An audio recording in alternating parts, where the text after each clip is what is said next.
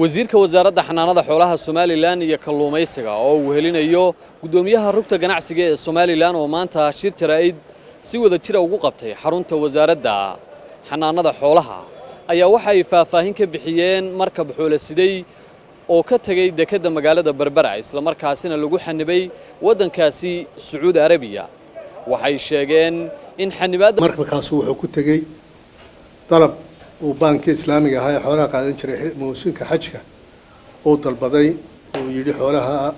la soo raro oo la soo daayo isaga iyo nimankii carbeed ee xoolaha iibsan jirayba oo ay bixiyeen damaanad ah inuu markabkaas ay diyaar u yihiin dejintiisa la dejinayo markabku saas uu ku dhoofay dawladda Muqdisho markay ka warashay in markabkaas Berbera ka dhoofay duulaan ballaaran baa la qaaday ilaa iyo wasiirkii wasaaradda xanaanada xoolaha wuxuu u dhoofay Sacuudi Arabiya dalka Jidda ayuu dhoofay wuxuu culays weyn iyo dagaal weyn uu saaray in markabkaas aan la rogin wuxuu kaloo gaar ahaan ula soo hadlay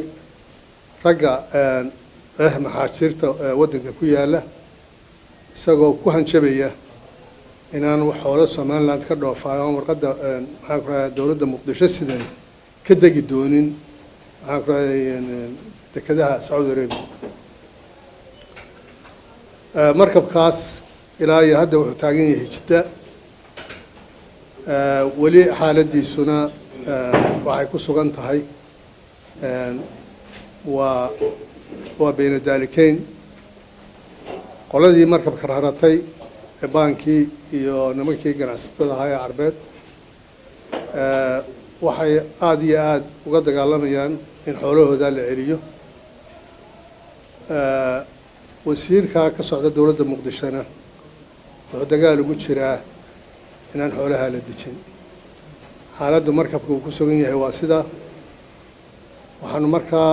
xukuumad ahaan aan rabaa inaan shacbiga u sheego in go'aankii xukuumadda iyo ganacsatada xoolaha reer Soomaaliland ee ahaa inaan warqad aan ahayn warqadda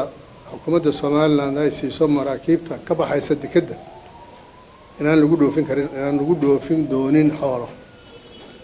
oo ogtihiin dawladda federaalka inaan Berbera iman karin oo aan ruqsad samayn karin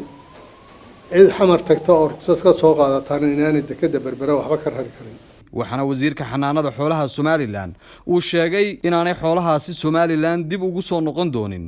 una xisaabsan yihiin xoolo iib galay waxa uu intaasi wasiirku sii raaciyay inaanay Soomaaliland Sacuudiga oo kaliya ku xidhnaan doonin isla markaasina ay xoolaha u iibgeyn doonaan waddan kasta oo ay ka helaan suuq waxa kale oo aan u sheegaynaa xoolahaas markay xadka ka tallaabaan inaanay dib ugu soo noqon doonin Soomaaliland inaanay dib ugu soo noqon doonin waxay noqonaysaa iminka inaynu cid kastoo diyaar u ah inay waxna ka iibsato inaynu inagu geyno waxaana waajiba inaynu doonano saylada kale inaynu doonano ama ha isticlaadaan cidii markii hore ay wax u geyn jirnay ama ha isnabcaadaan laakiin inagu danteenu waxa weeyaan inaynu xoolaheena u helno cid qaadata waana helina insha Allah geestiisana gudoomiyaha rugta ganacsiga Soomaaliland ayaa waxa uu sheegay in go'aankaasi xukuumaddu ay gaadhay ay isku raacsan yihiin ganacsatada Soomaaliland meelna ay arintaasi uga soo wada jeedsanayaan ganacsatadii rugtii ganacsiga iyo nahay ganacsatadii xoolaha waxaanu go'aanka la qaadanay xukuumadda waana ka mideysanahay waanu fulayaa saasaana ku go'aansanay